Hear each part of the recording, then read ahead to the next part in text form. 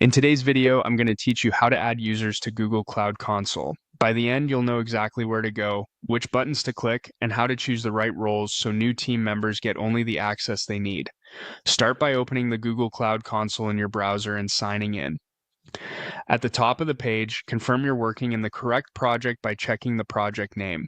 If it isn't the one you intend to manage, use the project selector to switch. Getting this right up front ensures you're granting access to the proper environment. Next, open the main navigation by clicking the three horizontal lines in the top left corner. This is the primary menu you'll use to reach administrative tools across Google Cloud.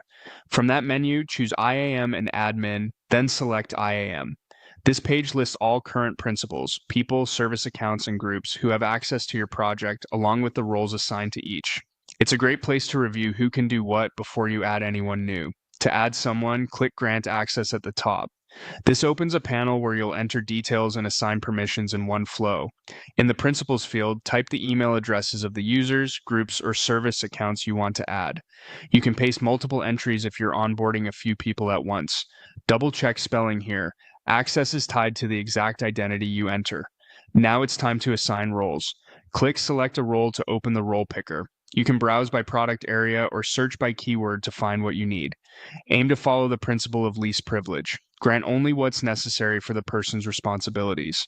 For example, viewer type roles are read only, editor type roles can make changes, and product specific roles focus access on a single service. You can add more than one role if required.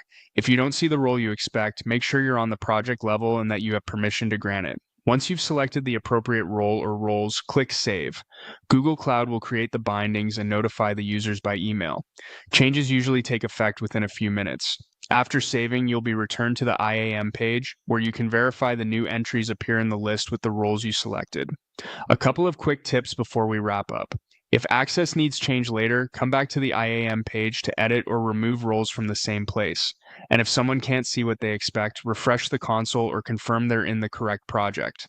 That's it. You've successfully added users to Google Cloud using IAM.